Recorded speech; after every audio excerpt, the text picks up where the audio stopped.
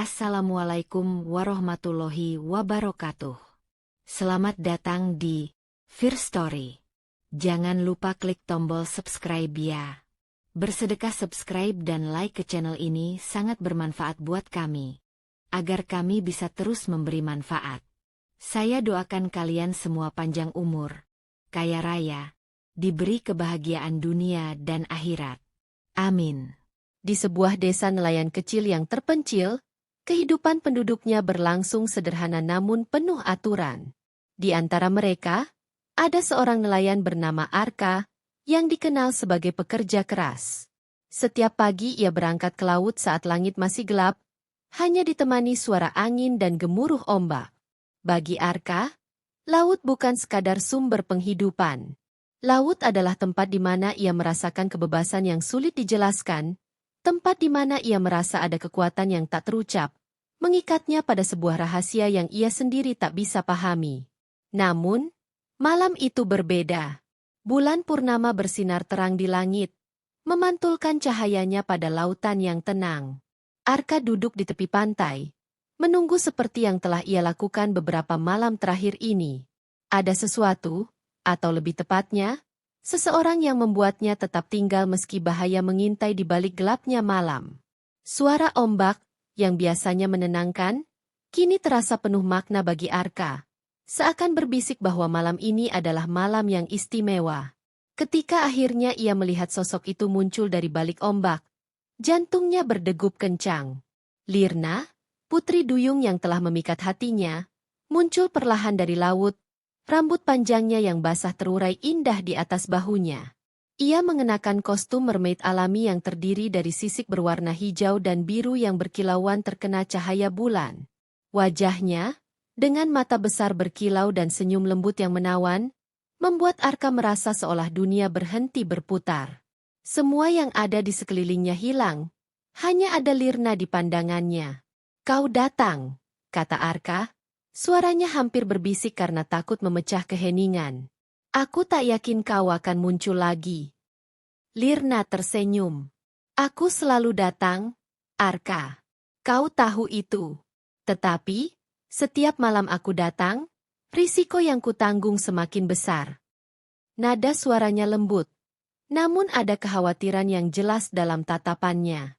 Ia tahu bahwa hubungan mereka adalah sesuatu yang tidak mungkin, sesuatu yang tak boleh terjadi.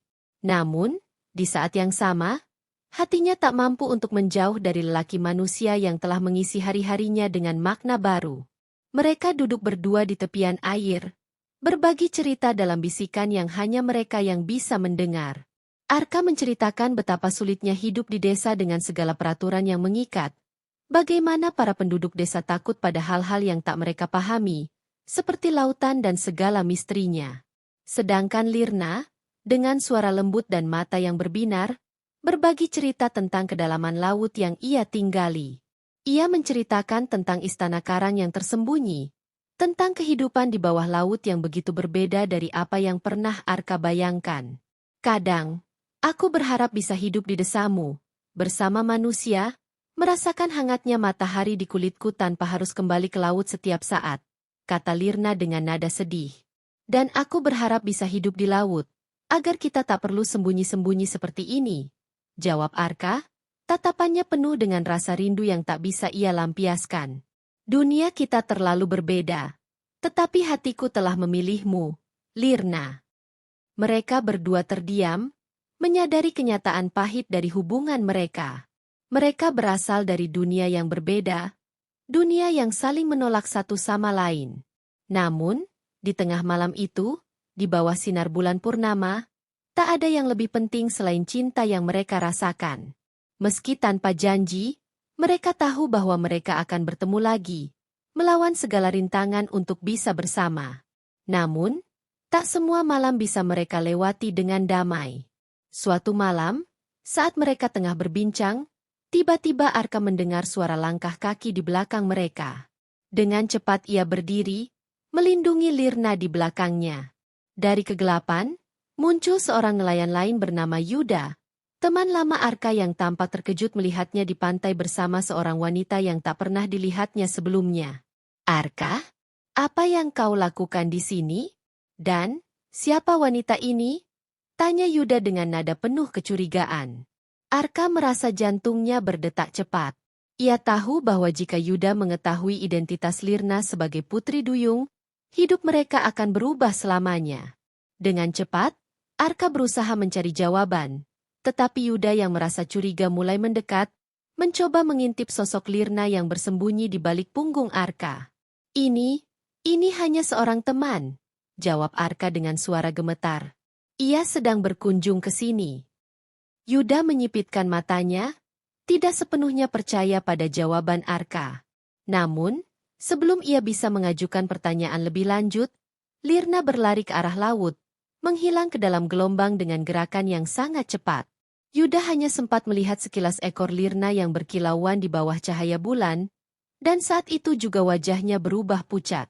Arka, jangan bilang, dia itu makhluk laut? Teriak Yuda dengan nada penuh ketakutan dan kemarahan. Kau tahu apa yang bisa terjadi jika penduduk desa tahu tentang ini? Tolong, Yuda, jangan katakan pada siapapun. Ini bukan seperti yang kau pikirkan, jawab Arka dengan desperasi. Dia tidak berbahaya. Namun Yuda menggeleng, matanya penuh dengan ketakutan dan rasa benci. Arka, makhluk laut itu bukan teman manusia. Mereka adalah kutukan yang bisa membawa bencana. Aku harus memberitahu semua orang. Dan dengan itu, Yuda berlari menuju desa, meninggalkan Arka yang berdiri dengan perasaan campur aduk antara takut dan marah. Malam itu, Arka tidak bisa tidur. Ia tahu bahwa pagi akan membawa malapetaka bagi dirinya dan Lirna. Sebelum fajar menyingsing, ia kembali ke pantai, berharap bisa bertemu dengan Lirna untuk terakhir kalinya sebelum semuanya hancur. Dan ketika Lirna muncul dari laut, wajahnya tampak penuh kesedihan seakan ia sudah tahu apa yang akan terjadi. Arka, aku merasakan ketakutanmu. Apa yang terjadi? Tanya Lirna, suaranya penuh kepedihan. Lirna, kita telah ketahuan. Salah satu nelayan melihat kita. Aku tak tahu apa yang akan terjadi selanjutnya. Tetapi aku yakin bahwa penduduk desa akan mengusirku. Mungkin ini adalah akhir dari segalanya. Arka menundukkan kepalanya, merasa tak berdaya menghadapi kenyataan pahit itu. Lirna mendekat, memegang tangan Arka dengan lembut. Jika kau diusir dari dunia manusia, aku akan bersamamu, Arka. Aku tidak peduli dengan apa yang orang lain katakan. Kau adalah bagian dari hatiku. Namun, sebelum mereka bisa mengatakan lebih banyak, suara kerumunan mulai terdengar dari kejauhan. Penduduk desa berkumpul, dipimpin oleh Yuda, yang membawa obor menyala. Mereka semua tampak marah, meneriakan ancaman dan kutukan. Arka tahu bahwa saatnya telah tiba untuk menghadapi mereka. Arka, kau telah mengkhianati kami. Kau berhubungan dengan makhluk laut yang akan membawa kutukan bagi desa ini. Teriak salah seorang warga. Arka berdiri dengan tenang, meskipun hatinya penuh dengan ketakutan.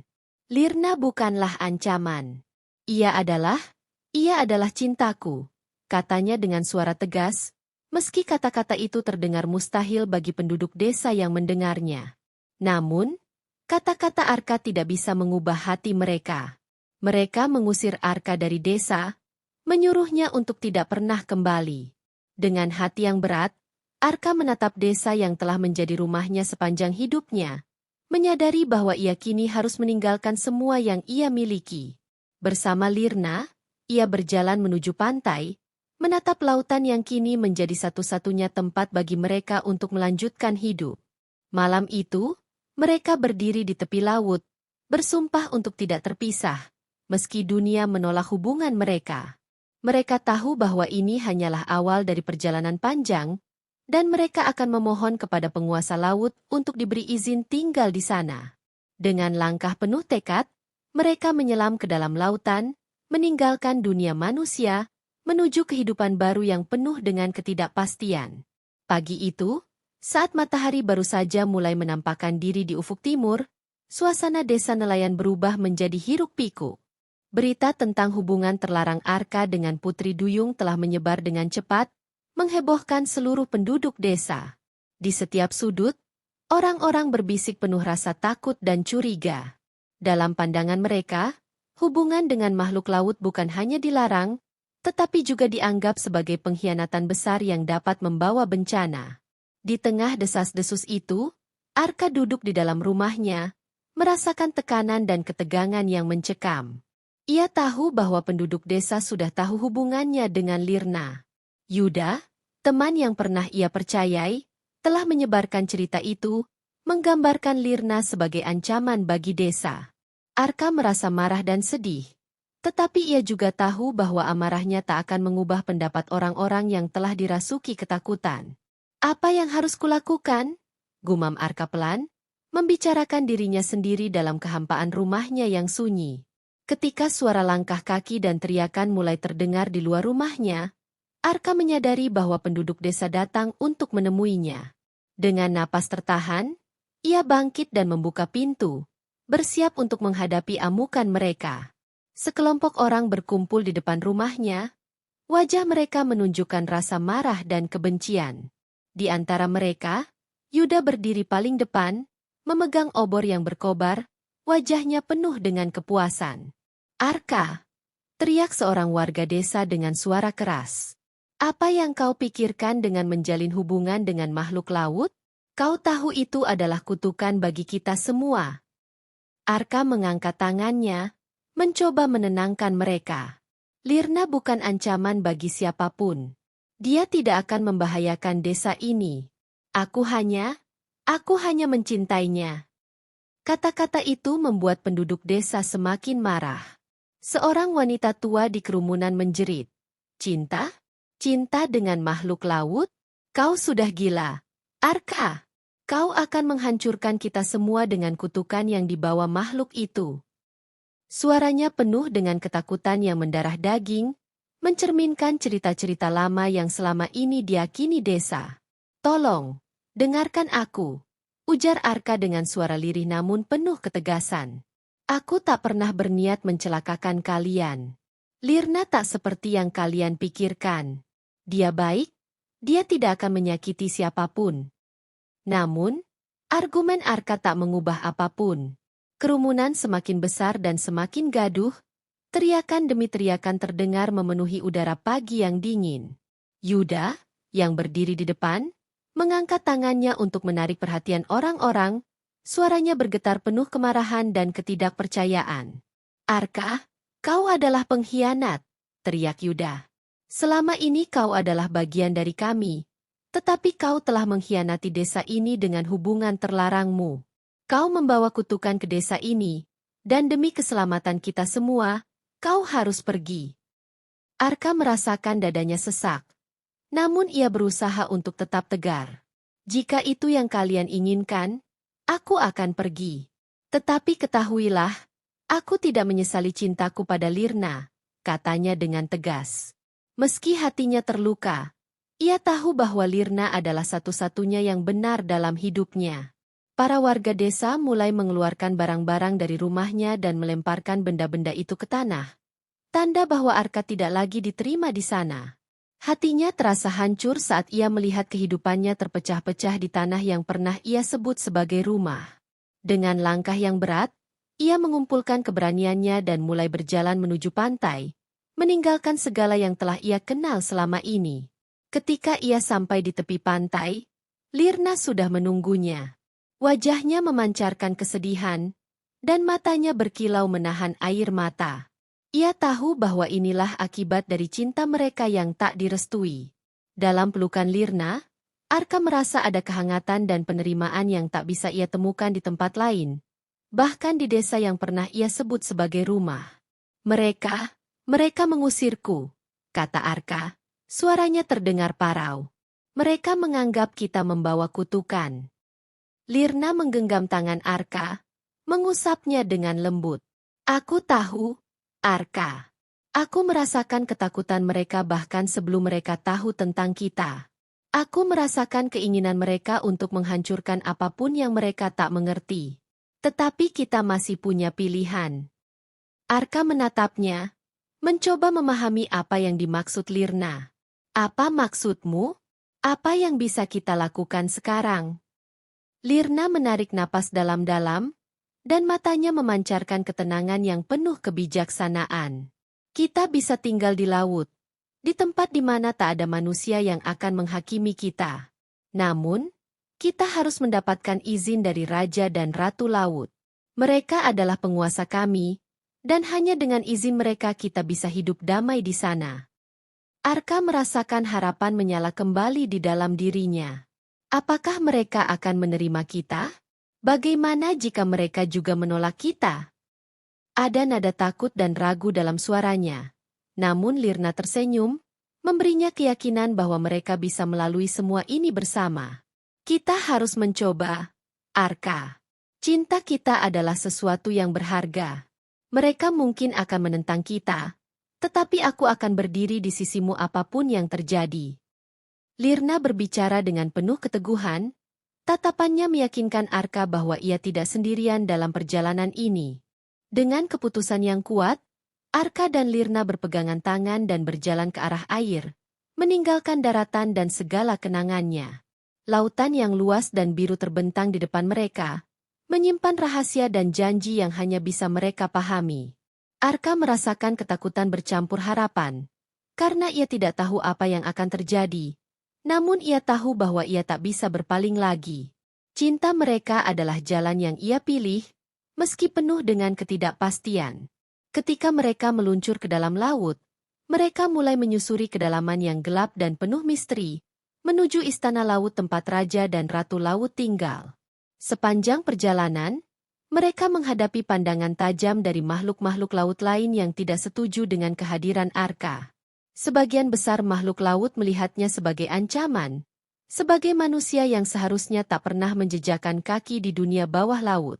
Lirna, apakah kau yakin ini adalah pilihan yang benar? Bisik Arka, merasa semakin terasing di lautan yang luas. Percayalah, Arka. Cinta kita adalah kekuatan. Jika kita bersama, tidak ada yang perlu ditakutkan, jawab Lirna dengan senyum lembut. Ia tahu bahwa perjalanan ini tidak akan mudah. Namun ia yakin bahwa cinta mereka akan memberi mereka keberanian yang cukup. Setelah menempuh perjalanan panjang yang melelahkan, Arka dan Lirna akhirnya tiba di depan istana karang yang megah, tempat di mana Raja dan Ratu Laut tinggal. Istana itu terlihat bercahaya dalam warna-warni laut yang misterius, dan dipenuhi dengan penjaga laut yang berwajah tegas. Hati Arka berdebar ketika mereka melangkah masuk ke aula besar istana, menuju singgasana tempat Raja dan Ratu Laut menanti. Raja dan Ratu Laut adalah sosok anggun dengan mata yang berkilauan seperti permukaan laut. Mereka memandang Arka dengan tatapan tajam yang penuh kehati-hatian, sementara Lirna memperkenalkan dirinya dengan penuh hormat. Ia menjelaskan cinta mereka, mengakui segala resiko yang telah mereka hadapi, dan memohon izin untuk tinggal di laut bersama. Raja dan Ratu yang mulia, kami tahu bahwa hubungan kami mungkin tak bisa diterima oleh sebagian besar. Namun kami memohon belas kasih kalian untuk mengizinkan kami hidup di laut ini. Kami berjanji untuk menjaga kedamaian dan menghormati seluruh kehidupan di lautan, kata Lirna dengan suara lembut namun penuh ketegasan. Raja dan Ratu saling bertukar pandang. Suasana di dalam aula menjadi tegang, dan Arka merasakan jantungnya berdetak kencang menunggu keputusan mereka. Dengan suara berat, Raja Laut akhirnya berbicara. Kalian akan diuji. Kami tidak bisa mengizinkan siapapun tinggal di sini tanpa bukti ketulusan dan kesetiaan. Jika kalian berhasil, kalian akan diizinkan. Jika tidak, kalian harus pergi. Dengan kesadaran penuh bahwa ujian berat menanti, Arka dan Lirna menerima keputusan tersebut.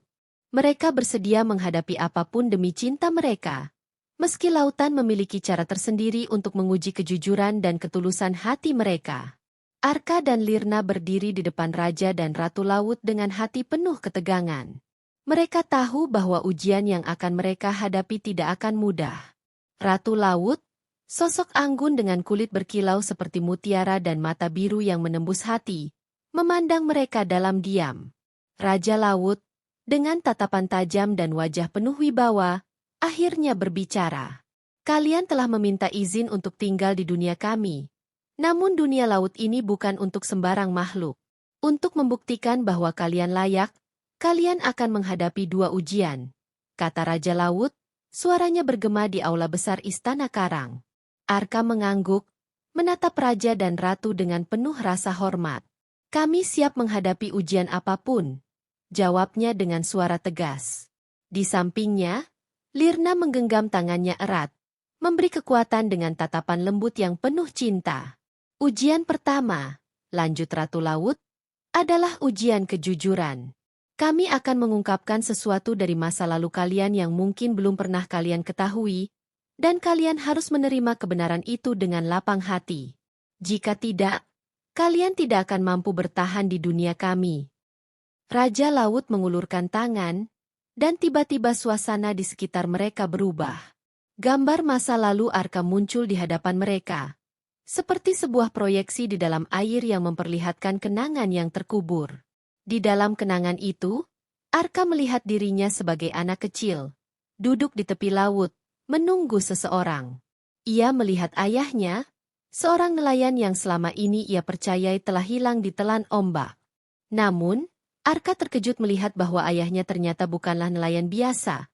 Ayahnya adalah penjaga laut, seseorang yang lahir dari hubungan manusia dan makhluk laut, yang meninggalkan tugasnya demi keluarga manusia. Ayahku? Arka berkata, suaranya tercekik oleh keterkejutan. Selama ini, aku tak tahu. Ayahmu mengorbankan tempatnya di dunia laut untuk menjadi bagian dari manusia. Namun ia tidak pernah meninggalkan lautan seutuhnya, ujar Ratu Laut dengan nada tenang. Sekarang kau tahu, Arka, darah laut mengalir dalam dirimu. Itulah mengapa kau selalu merasa terikat dengan lautan.